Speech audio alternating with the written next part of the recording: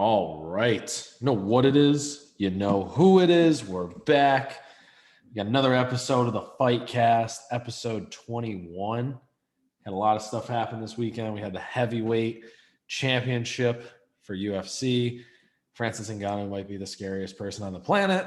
And we had some good fights from Sean O'Malley, which I'm going to talk about in a second. And we had a fight in boxing. We had Povetkin versus White 2, which was a good fight. And I'll let Jake break that down, and we'll talk about all this stuff, talk about some news, and we will go from there. So we'll get started with this past weekend for UFC 260. We had a bunch of good fights. I thought it was a really good card overall. And I'll start at the bottom for the fights that I picked. I was 1-2, another bad weekend. But I did say I wanted Ngannou to win. I was picking Stipe because I thought he would win, but I 100% wanted Ngannou to win. And O'Malley versus Almeida. So Sean O'Malley and Almeida fought, and Sean O'Malley looked probably like the best striker in the division Saturday night. And he was coming off that fluke loss that I think was a fluke loss. A lot of people think he did lose a fight, but he broke his foot in the fight, and that was like the second time it's happened. And then he got hit, and they stopped the fight. I do think had he not broken his foot, he would have beat Chito Vera handily, and I think he was winning that fight before that happened. And Chito Vera ended up going on to lose his next fight. So I think that was just like a little fluke. But Sean O'Malley came out with a purpose tonight on Saturday night, and he showed it. And he could have, he had some fuck ups, and he had a couple mistakes that he made in terms of the first round when he hit Almeida with a clean kick and a clean straight and dropped him. And he could have ended the fight right there, but he tried to do a walk-off. Like, he tried to just hit him and dropped him, and he tried to walk away. And then the ref didn't stop the fight. So he came back. But at that point, Almeida got back up, and he lasted the whole 3 rounds. And that dude, Almeida, has got a fucking chin on him. He was taking some hits. He was taking kicks. He was taking everything. And I think O'Malley, honestly, he looked 100%. He looked 100% healthy. I think he was firing on all cylinders. And if that's how he's going to be, he is a scary dude. And he's going to beat whoever walks in his path. I don't know anybody right now, at least, that I would put in front of him, and that would in his division that would give him a problem. He's big for his division. He's long. He's got everything you want. Kicks. He feints extremely well, and his feints give him a lot of opportunity because he can read you and give you a feint and give you a kick and give you the hooks or give you the step backs, and he just does everything well. And I think after Saturday night, he became one of my favorite fighters, just watching him fight overall, and like his potential coming up.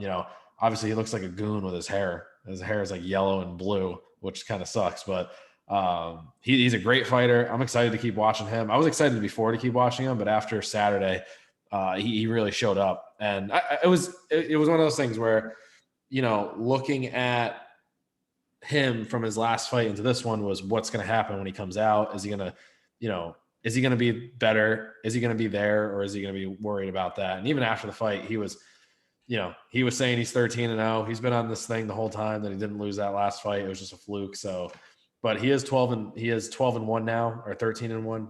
Oh no, he's 12-1. He's 12-1 now.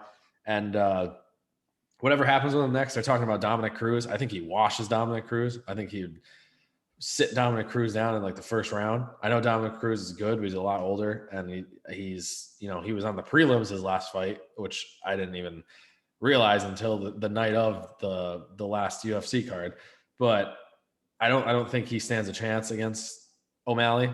I think just O'Malley's got power, and his kicks are fucking insane. Like, they're just out of nowhere spin kicks. He's fast. He can give you any type of kick. So, like I said, I'm excited to see him. I think he showed out, and like he should have a while his last fight. But he's on track now, and I think he's gonna be there for a long time, and he's gonna be a future champion. Next fight, we had Tyron Woodley versus Vicente Luque. Woodley is dunzo. He got washed.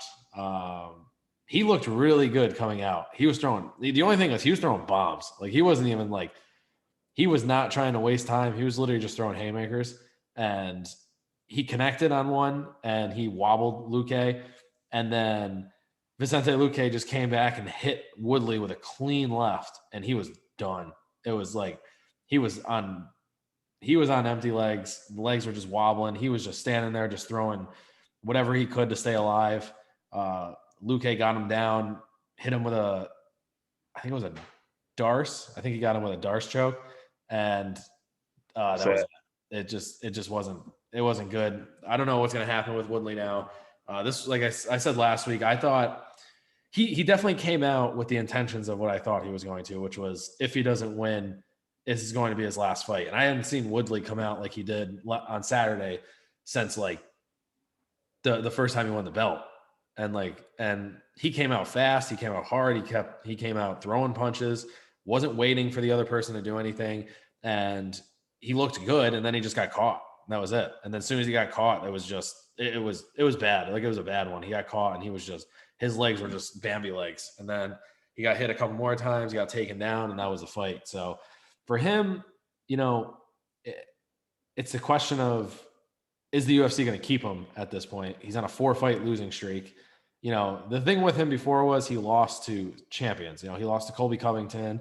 He lost to Usman. He lost to Burns. Like those aren't bums that he's losing to. But Vicente Luque is not a top. He's a good fighter, but he's not in that upper echelon.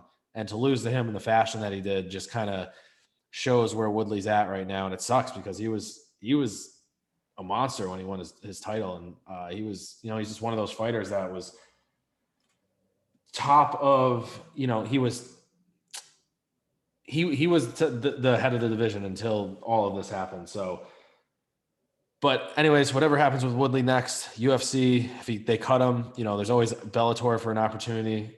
He could, we'll talk about in a little bit. This Anderson Silva, he could get into some boxing if he wanted to, but we'll see what happens. It sucks, but Woodley's done. Vicente Luque called out Nate Diaz, but Nate Diaz has already got his next fight, which we'll talk about in a couple of minutes. But yeah, so on to the heavyweight, Miocic, Ngannu. So this fight, and I think I said this last week. I don't remember if I said this, but this fight was going to be decided by whether Ngannou got better at defending the takedown and if he got better at his wrestling defense. Because what happened last time, Stipe came out. He was significantly, better all around. Ngannou was just throwing haymakers. He definitely wasn't looking to get out of that first round. And you could see that as soon as Ngannou got on the fence in the first fight, after the first round ended, he looked like someone just like killed his entire family right in front of him. And he looked confused and scared. And he came back out. He lasted all 5 rounds, but he got dominated. And this first round of the second fight was a completely different Ngannou. He came out controlled. He was throwing kicks. He was checking kicks.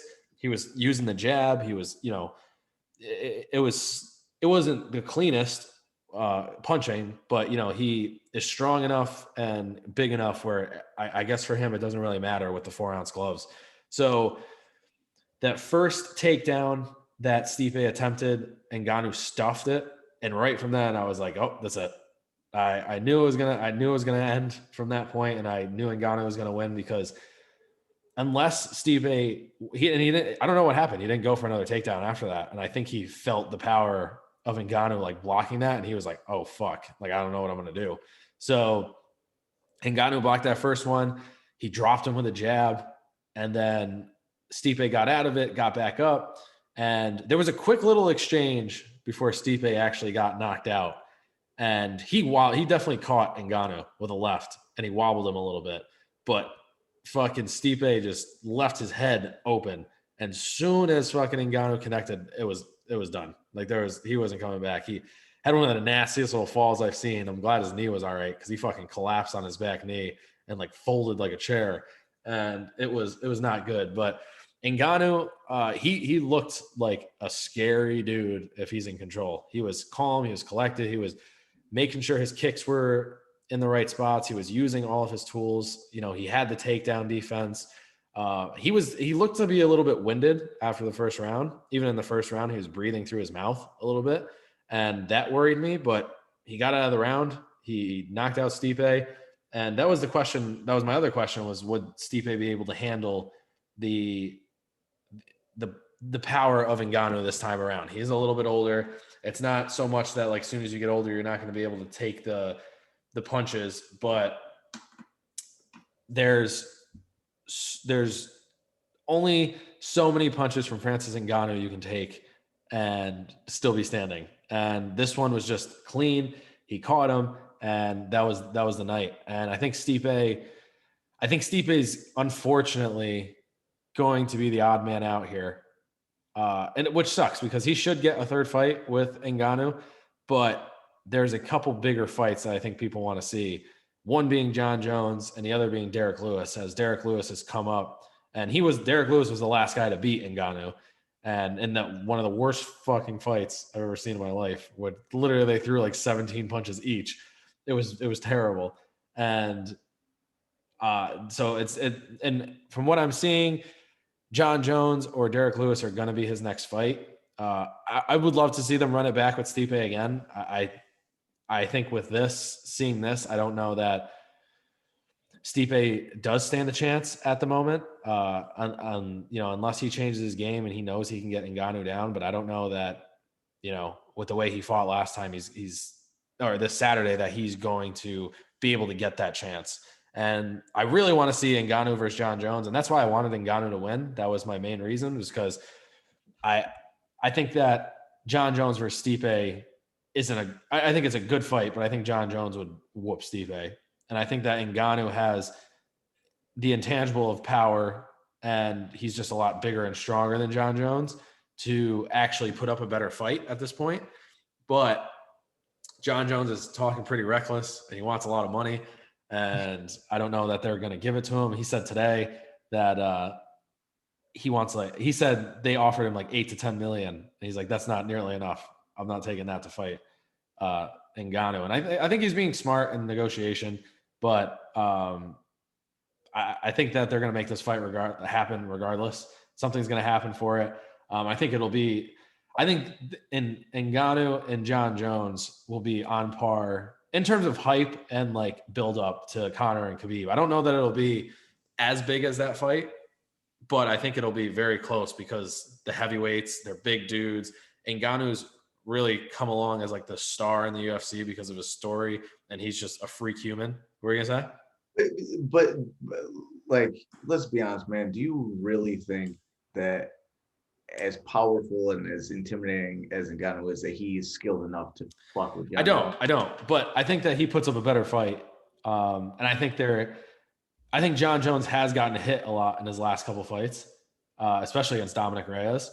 And I think that there is a bigger chance that Ngannou catches John Jones and could sleep him, as opposed to like Stipe's not better than John Jones at anything. And like, they're just roughly now about the same size, but John Jones is going to be a little bit bigger probably when he steps in. He's a better grappler. He's a better striker. He's a bigger person, so like, I don't see that fight being better, but I see this Ngannou. I don't see the Ngannou John Jones fight. I see it being the same as it was against Stipe, the first one, except John Jones is going to finish all the stuff that he can on Ngannou. You know what I mean? Like, Stipe could take him down, but John Jones will finish on the ground, where I don't think Stipe had the ability to finish on the ground against Ngannou. Because, Ngannou's a big dude, but it looked like Stipe got him down on the ground and just couldn't finish the last fight. And I think John Jones, his ground and pound is like, that's one of his best things, is like, he'll get you on the ground and he'll smash your face with elbows, and then he could submit you if he needs to. So like, I don't know that Ngannou stands a chance. I don't think either of them stand a chance against John Jones. It's just that if Ngannou is calm like he was in this fight, I think it actually will be a good fight between the two, but I still think John Jones wins. And I think Ngannou's at a point right now that, he needs to, like I said, and it's the same thing with Derek Lewis. I think if him and Derek Lewis fight again, I think that, there's a good chance that Derek Lewis could knock out Ngannou. They're the same fighter. They're just like these big dudes who just throw heavy-handed punches. And, Derek Lewis shows time and time again he somehow wins. He somehow wins against these dudes that he has no business winning against. And but yeah, so I think I think that John Jones beats him, and if that fight gets announced, I'll break it down even more. But it was a good weekend. It was an exciting weekend. There was a lot to be. It was one of the best cards I've seen in a while in terms of the fight, like that actually pulled through with the fights. O'Malley looked good. Woodley fell off, but it was a good fight in general. And then Ngannou and Miocic definitely delivered. But yeah, so Ngannou, he's literally the scariest man on the planet if he's calm. At least scary looking, but I still think John Jones takes him out. As for this weekend, the fight that I was looking forward to didn't get canceled, but the fight got held off. Darren Till broke his collarbone or something, so he ended up being in a position where he had to get taken out of the fight. So Vettori's still on. Apparently, they asked Kevin Holland. I haven't seen if it's been confirmed yet. Kevin Holland fought 2 weeks ago against Derek Brunson and lost.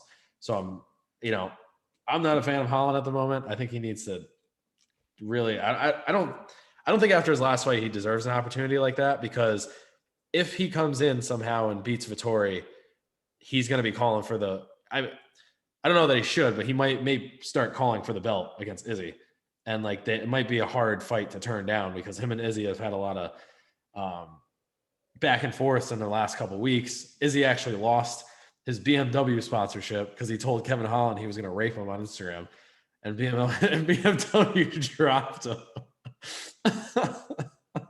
So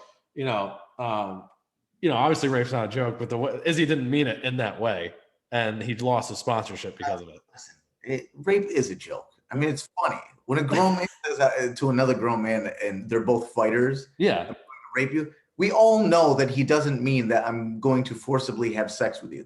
We all know that. Yeah. Let's all grow up. Come on, BMW, grow the fuck up. Yeah. So BMW dropped him. Izzy said he didn't really care, but it was just one of those things. But I think he would. I think he would destroy Holland. I think if Vettori does win this fight, dude, Kevin Holland sucks, bro. I watched a little more of him after. Yeah. He sucks, bro. Yeah.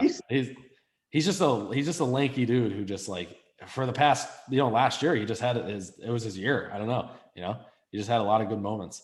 But Vettori, I love Vettori. He's one of my favorite fighters too, the Italian stallion.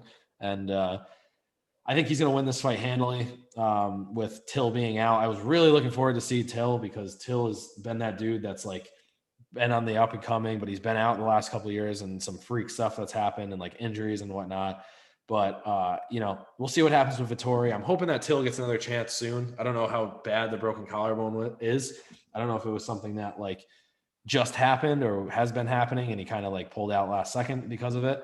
But whatever happens there, we'll see. So I'm going to go with Vettori. I'm going to go with a second round KO. I think he's going to knock Kevin Holland out because he's got power. And the one thing that Brunson doesn't have that I think Vettori has right now is that Vettori is right on the edge again of getting that title shot. And this dude is a brawler. He is a good fight to watch. And he's a tough dude. I think he'll end the fight in the second round. That he's not much of a grappler either. He can get the takedowns. And I think if he fights Holland, he's going to see what Brunson did. And I think he's going to be more violent on the ground with Holland. I could definitely see this fight being a repeat of Brunson versus Holland, but Vettori's more of a striker. So I see this being a little bit more exciting, and I see Vettori catching Holland and putting an end to this dude because he doesn't deserve to be in the ring after the last couple interviews I've seen of him and the last things that I've heard. UFC news.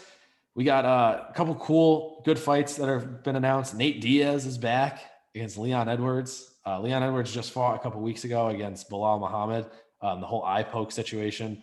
So he's clean. He was ready to go.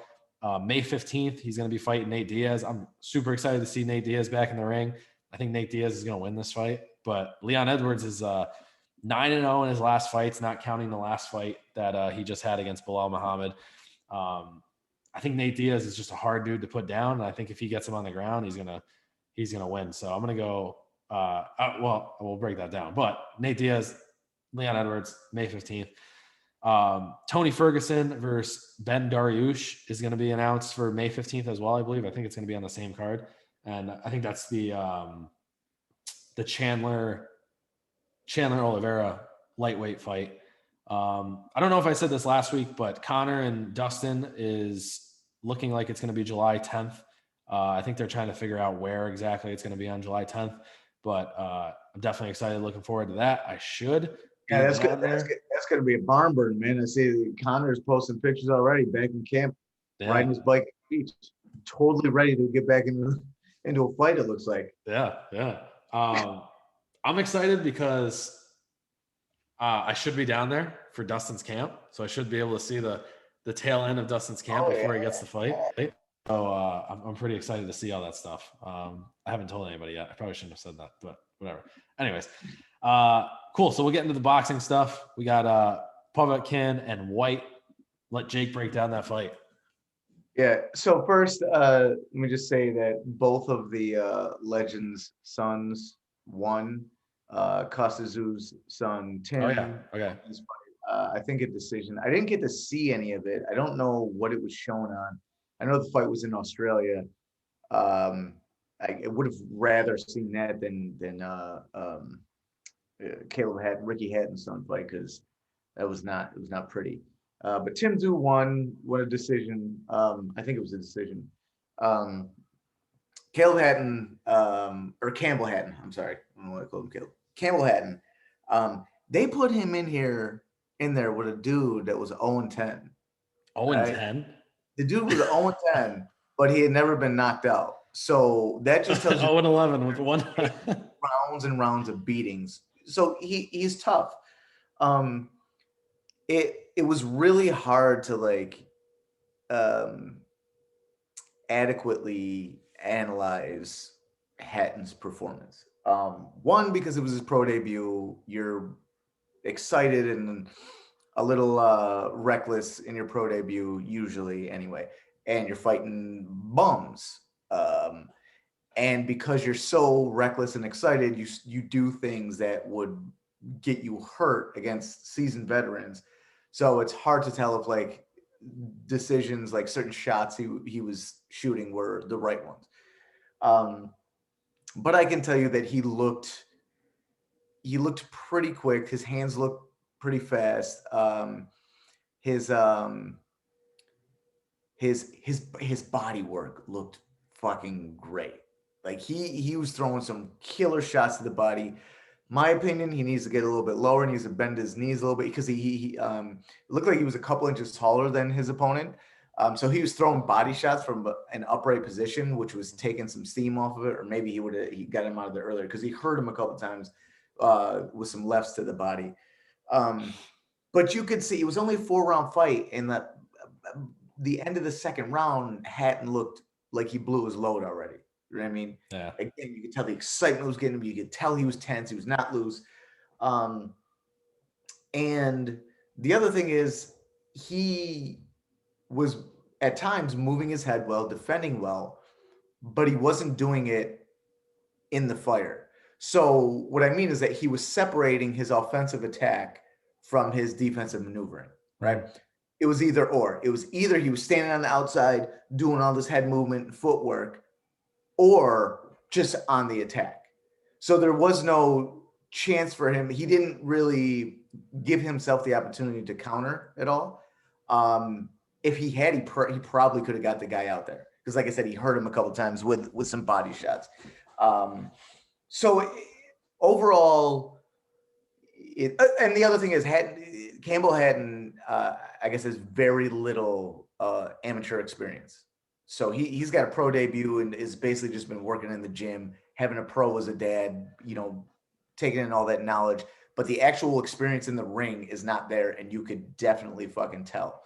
But again, physically, it looks like he has the skills to be pretty good, depending on how slowly they take his career. It looks like he could be something. He did hurt this guy right at the end of the fight. I think there was less than a minute left in the 4th round, and he caught him. Was it only a 4-round fight? Yeah. Usually pro debuts, early fights are 4 rounds, and it Okay. goes to 8. Yeah.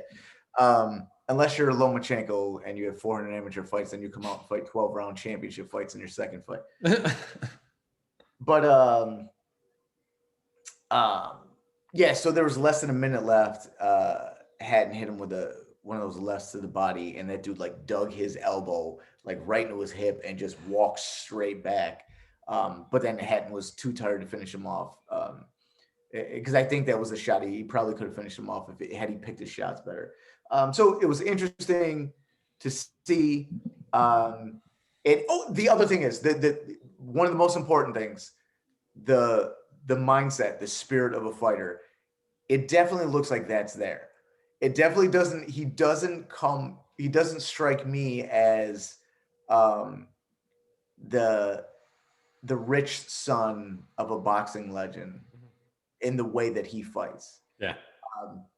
I think like maybe you could look at him like, oh, he just thought he was going to go in there and walk through this guy. But I mean, most guys that are any good think that in their first couple fights anyway, because they know they're going against bums. Like we all know that the fighters themselves know that. So it looked like he's a scrappy kid. I mean, you kind of expect that from English dudes anyway. Like that's what they do. You know what I mean? They're scrappy. So it was a promising debut for him, I think, overall. Good. And how old is he? Huh? How old is he? 20. Okay. Yeah, you still got plenty of time to get that experience in. Then Povetkin and White. It was so I picked Povetkin in the 5th, and it ended up being White in the 5th, or was it the 4th? It was the 4th or 5th, but it's basically what you expect of a heavyweight fight. Guys were just clobbering each other, but the difference was that the first time Povetkin got rocked, it didn't look like he recovered from the first time he got rocked. And the first time he got rocked was like, I think it was at the end of round 1. He got fucking rocked. And then for the rest of the fight, man, he was like standing just out of White's range with his hands up in his stance. But the look on his face was like, I don't know what to do. Like that's what it looked like on his face. Because he was not countering well. He was like putting his head down, facing the floor, and White looked sharp, man. He was accurate. He was landing some really good shots. He landed a lot of big shots. Probably mad about the last time he got dropped. Yeah. Like overall, it didn't look like it started off looking like what the last fight looked like, but it was just the sharpness of White was there, and Povetkin just didn't. I don't think he recovered from the first time he got rocked. I don't know if it was one of those things like kind of like when Ruiz beat Joshua, he got hit on the temple. You could just tell like he's not going to win this fight. Yeah. He's not recovering from that. Maybe it was one of those situations where it just rocked him so hard this equilibrium was off and he felt it because he didn't look. He was not aggressive. He looked a little scared after he got rocked for the first time. Like, oh shit, what the fuck am I gonna do? Yeah. And White took it to him. He was knocking him all around that fucking ring, man, until they stopped it. So yeah. Well, I think that when the heavyweights come, it's just a lot better when they're swinging for the fences. It's just way more enjoyable. Yeah, and the thing was, it was because White was so sharp. It didn't look like your typical sloppy, two big fucking flabby heavyweights just throwing shots. He was sharp. They were landing. They looked good. You know what I mean? Well, I think that over the last few years, like prior to this, by the way, I saw a picture, speaking of heavyweights, I saw a picture. I don't know if it was recent, Tyson Fury's last Instagram post. He looks fucking thin. Yeah. I don't know what the hell people were talking about that a couple of weeks ago when he was on drinking 12 pints of beer a day. It's like, no, you're not. He looks like the best I've ever seen him look. Yeah, he looks great. He looks great. So I mean, if he's looking like that, then Josh was gonna have a tough time. But he's gonna fucking mop him up. Man. Yeah. So 2 times. Yeah. But with I think we've had like in the last 3 or 4 years when Deontay Wilder was like, he was the dude for heavyweight boxing. Every time I saw him fight against somebody, it was just like a sloppy dude. in the heavyweight division, who just wasn't a good boxer. He was just had his hands up like this, and he was just getting boom, boom, hit by Wilder, and that didn't move his head, didn't do anything back. And like we're starting to see the heavyweights come back with a little bit more skill, a little bit more sharpness and actual boxing skill. And it's, it's starting to show its head with Fury and Joshua and Ruiz and White and, all these dudes who are big, strong dudes, but they can actually throw punches and move their head. So that's what you want to see in boxing, and hopefully it keeps up. Hopefully we can keep the momentum going in that direction. But yeah, and then boxing news. We got a couple news things. We got you said Frampton versus Herring this weekend, right? Yeah. Yep. Break that fight down, and then we'll talk about possibility of Pacquiao versus Crawford. Yeah. So, so I gotta be honest, I don't know that much about Jamel Herring. Well, I mean, I know about him, but I don't think I've ever actually watched a whole fight of his. Mm-hmm. I've seen Carl Frampton fight a number of times, and Carl Frampton is good. He's really good, really fucking tough. I mean, he's an Irish dude, so you kind of expect that. He's been in some wars. He's got 2 losses. One of them was to Santa Cruz in a fucking war. And then the other one was Josh Warrington in a fucking war. Herring has, I believe he's got 2 losses too, and he actually he got knocked out one time. I don't even know the guy. To be honest with you, I looking at the records, like I only know like 3 names, 3 or 4 names off of the list of Frampton's opponents. Mm-hmm. I don't really know any of the ones that I don't know who the fuck Jamel Herring is fighting. I don't know none of those guys. So, based off what I know about Frampton and what I've seen, the little that I've seen of Herring, I'm gonna take Frampton. Neither of these guys are incredibly powerful, but it seems as though Herring does take more damage than he probably should for being as athletic as he seems. And Frampton is the type of dude that just spends pretty much every second of the fight unloading combinations. Mm-hmm. So I'm going to say there's going to be an accumulation of damage and that Frampton will win late knockout. I'll say 9th round. So I'll say Frampton in the 9th. Okay, cool. I'm down to go with it. I think I've heard of Carl Frampton before.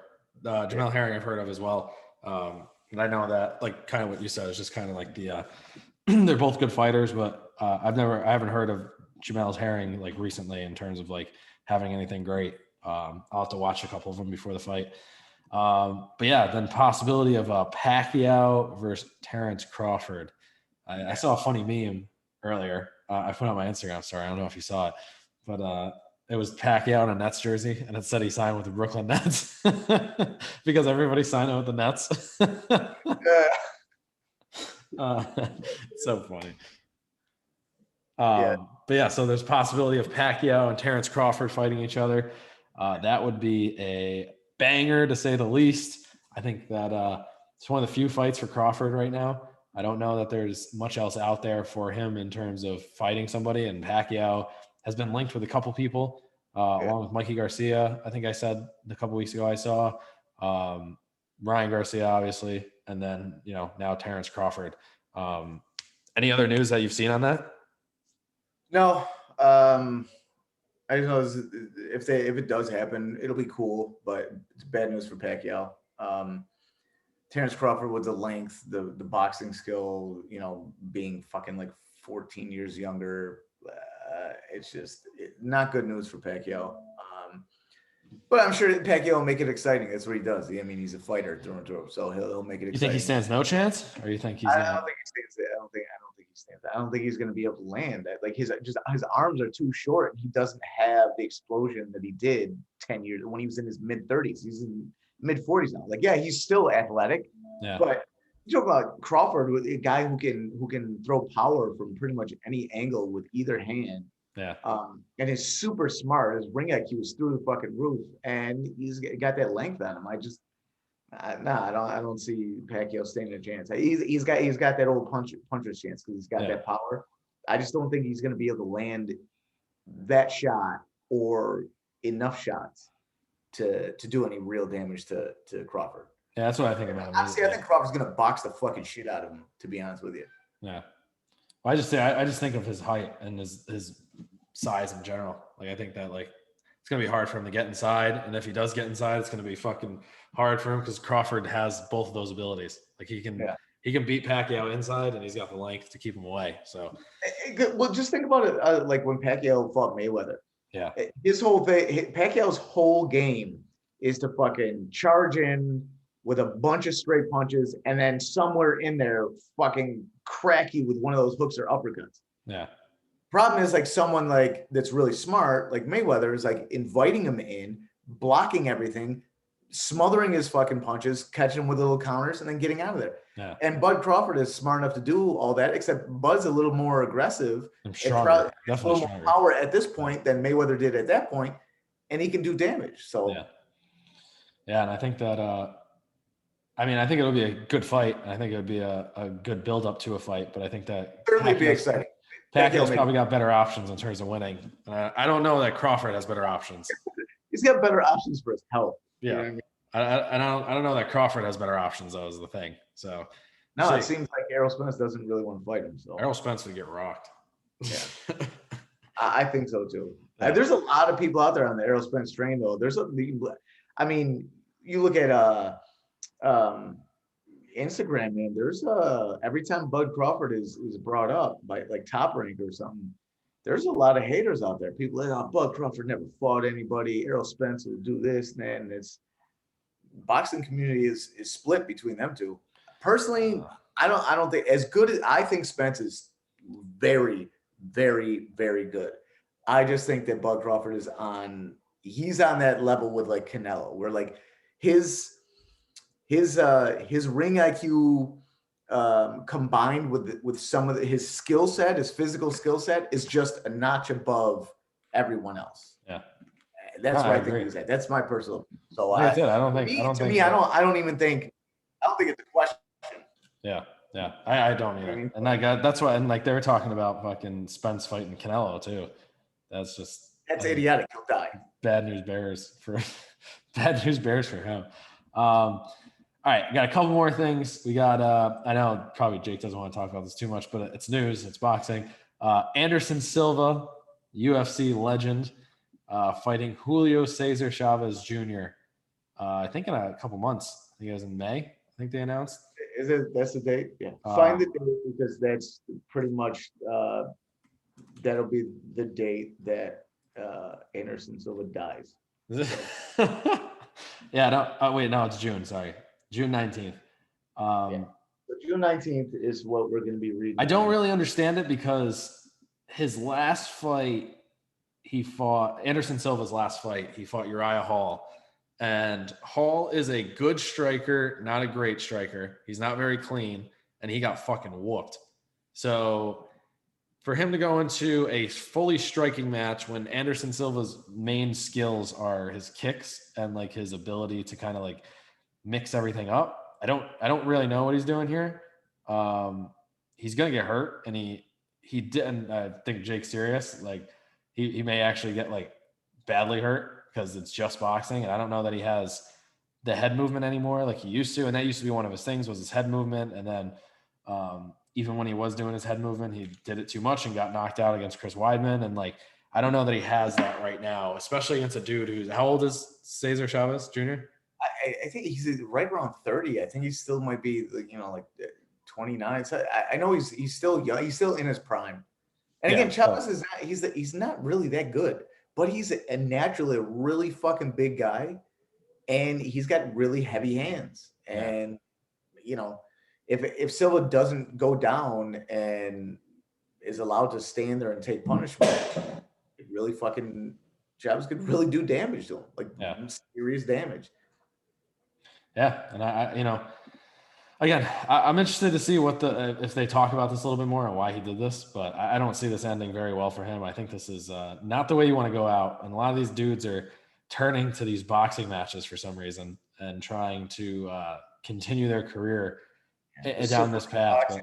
Boxing exhibitions have become like this thing. Now Oscar De La Hoya is talking about. Yeah. Who the hell were they talking about, Oscar? They were talking about somebody from the UFC. Oh, Tyron Woodley. That's what I guess that Tyron Woodley. On a boxing match, Oscar De La Hoya, even at this stage, will fucking beat the fucking shit out of Tyron Woodley. Yeah, I don't know. That's what Chael Sonnen said on the show this weekend.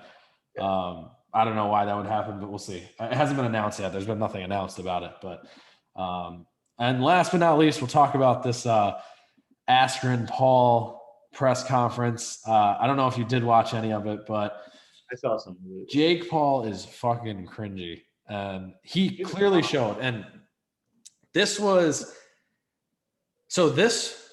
really showed me the difference between, like, you know, you see this straight line that's like Jake Paul is just a wannabe, and then, you know, legit fighters. Ben Askren's not a boxer, but he is a seasoned and legit fighter. And Jake Paul looked antsy. He looked nervous. He looked scared. He looked, you know, not in control of his emotions up there. And, you know, he looked like a fucking pill popper. Yeah. That's what he looked like. He looked like a fucking pill popping millennial that just fucking can't. I don't know what I want to say, but I want to say something. Like he's just all jacked up and shit. And he thinks that he's doing what is supposed to be done during a fight press conference. Yeah. Because he's stupid. Yep. And he's just talking with nothing to back him up. Just absolute nonsense the entire press conference, trying to insult Ben Askren, trying to say stuff about Ben Askren, like really just like you said, it was just like he wasn't listening. He was just saying stuff to say stuff. And like Askren called him out a bunch of times, and Askren was like, obviously you took the fight with me because you think I'm not a boxer. Like, obviously you think I'm the easiest opponent. He's like, if I wanted the easiest opponent, I would have wanted Dylan Dennis. And he was like, yeah, we get that. But Dylan Dennis said no. And he was like, yeah, so I didn't choose you. And he was like, you're like, obviously not listening. Like, it doesn't make any sense. And then Jake Paul was trying to get in his face, and like, and then Askren was, I liked Askren a lot more after this. Like, I was not that I didn't like him before, but like, I didn't really watch him that much. And like, he was obviously a UFC fighter. He lost his last fight against Masvidal, but he's just like a vet. And it's just kind of like, that was it. Like, there was nothing more to it. He wasn't trying to do too much. He wasn't trying to sell the fight. He was just being him. And he was just being a fucking suburban white guy. Because I'll be honest, listen, someone coming from a place where, like, I've seen many street fights and been in many street fights, right? Mm-hmm. And like the shit talking that is involved. And so when I watch two boxers or two MMA guys talk shit, I can tell the difference between real shit talking and shit that's just for show. Yeah. And the guys who have been in fights before, been in real fights.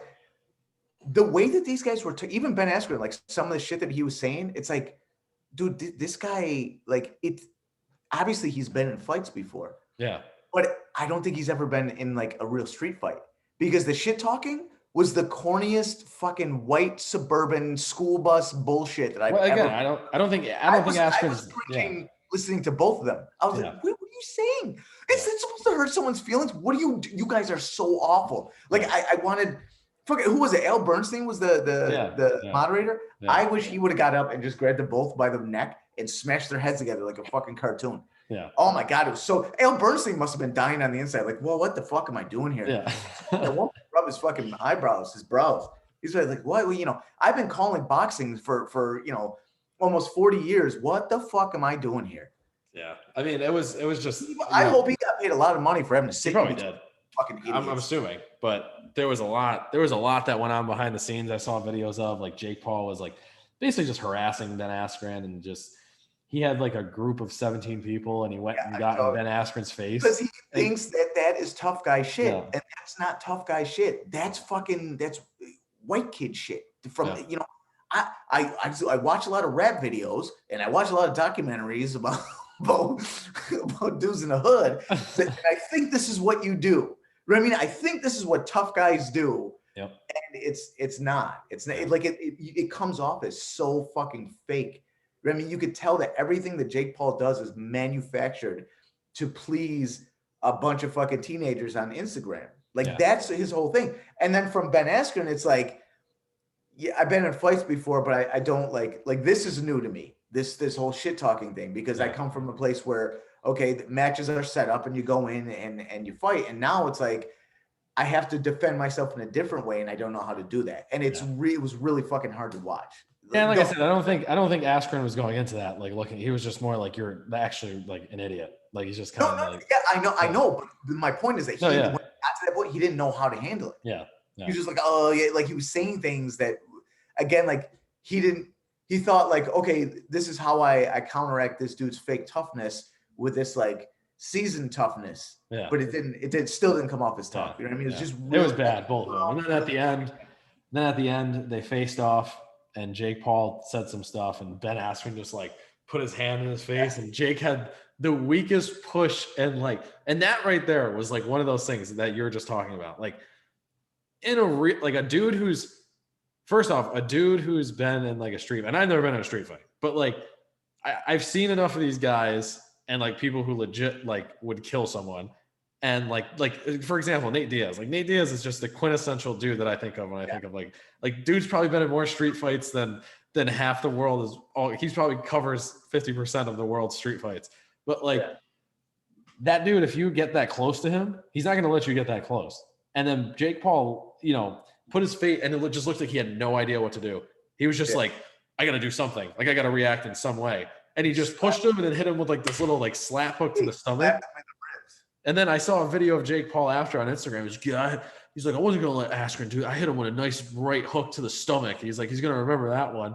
I was like, I fucking hope not, because I don't know what the hell that is. But we only got a couple more weeks before this shit's over. I think it's April 17th. So we got just about 3 weeks until this is like done with. I think there will probably be one more press conference, but whatever happens, I hope Jake Paul loses. That's all. I don't think he will. I hope so too. I still like. Hey, look at that press conference. Someone I saw a video on YouTube too. You should check it out. The body language expert. I did. I saw that. Oh, that's funny. I did watch it. It popped up on my recommended. You don't need to be an expert. Like again, like I've been in enough fights and seen enough fights to know that Jake Paul is maybe not scared, because again, I think he's too stupid and too arrogant to be scared. Yeah.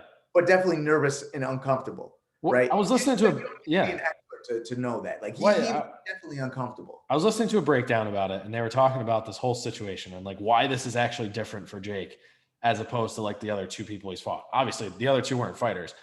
Ben Askren has taken a punch before and knows what to do when he takes a punch. Yeah. Like he's gonna grab, he's gonna play dirty, he's gonna do stuff like that. Whereas, the other guys, like the other YouTuber that Jake Paul fought, and then Nate Robinson, they don't know what to do when they get hit. So they just came forward and continued to come forward and didn't reset, didn't come back, didn't like protect themselves. Like this is a different animal. Whereas like Jake Paul was in control with these other fights, and like, mentally and physically, like you didn't have to be a great boxer to be better than the YouTube kid. And you didn't have to be a great boxer to be better than Nate Robinson. But with Jake Paul stepping in, he doesn't have control right now. Like the only thing he has control over is that like it's boxing. And I cannot stand the way he talks about because he talks about it as if these MMA guys want to come into boxing and box him, but he would never step into the other world. He's acting like he's some fucking like ambassador, or he acts like he's some protector of boxing. Yeah. Like, oh, you want to come in here and I represent boxing. It's, no, you don't. No, you don't. He had one point. Yeah. Boxer in the world that is looking at you like, yeah, man, he represents it. No one gives a fuck. Everyone wants you to lose except for your teenage fans. Those are the only people that want you to win because they watch Nickelodeon or whatever the fuck you were on when you were a kid. Yeah. No real fighter is going, yeah, he's representing boxing. So you don't want him to fucking get knocked out and end this. And like that was another one of the cringy moments in that press conference. Is like he's like, this is the fight game. Yeah, I was just about to say that. Yeah. It's like, but this is not. This is no idea. Circus. This is some show. This is reality TV. This is not the fight game. You know what I mean? You are not a fighter. At best, Jake Paul's like a mid-tier fucking barroom brawler at best. The fact that he's walking around like, oh, I'm representing boxing and this is the fight game, like he knows anything about fighting. Bro, you got coddled into this because you got a lot of money. You know what I mean? Yep. If it the right now with his skill level, if he walked into an actual fight gym, they wouldn't even allow him to fight some of their amateurs. Yeah. The children. There's children in there that will fuck him up. Small children. Was he weigh 180 fucking something pounds? Yeah. There's kids in there that fighting at 135 that are 15, 16 years old. The coaches wouldn't let those kids spar him because they're so much better than him. Yeah. They would put him in there with lower level guys to work, to let him work, to get work. Yeah. So, I mean, this idea that like he's out there pro boxing, he's representing fighting is fucking ridiculous. Yeah. Yeah. I mean, real world, he gets no fucking respect. At real gyms, no respect. Yeah. I got into an argument with some fucking turds on YouTube. This dude talking about, oh, like Mike Tyson said that he can actually box. So you're saying that you know more than Mike Tyson? I was like, bro, Mike Tyson is in the entertainment industry now. And that's what you do when you want people on your show. You gas up guests. Yeah. I mean, have you ever heard Mike Tyson? Like when those guys get on, sometimes Mike Tyson will be smoking and get mad and like turn into the old Mike Tyson and talk shit. But outside of that, he's part of the entertainment industry. He's gonna gas people up. And they're like, oh, like Zab Judah and someone else said they could buy. I was like, no. I was like, first off, if Mike Tyson was an active boxer right now, whether they're in the same division or not, you think Mike Tyson would say anything for? But Mike Tyson's a boxing historian. Yeah. Mike Tyson knows everything there is to know about boxing, the history of boxing. You actually think that fighter Mike Tyson, guy that was trained by Customato, would say that guy has actual fucking boxing skills? Yeah. Get the fuck out of here, man. And people actually think that, like, oh, this kid's got some skills.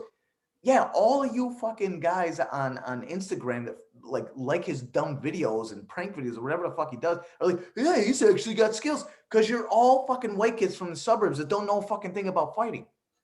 Like I said, he hasn't fought anybody, and this is gonna be like they're gonna see, and this is a different. Like I said, Ben Askren's not a boxer, but Ben Askren can take a hit, and Ben Askren will come forward, and he's not gonna just sit there. He knows what he's got to do, at least in a fight.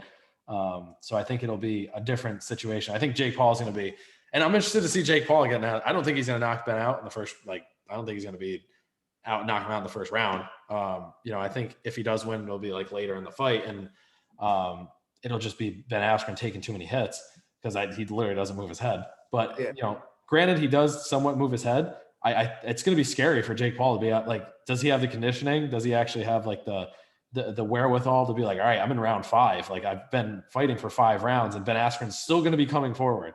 Yeah, maybe.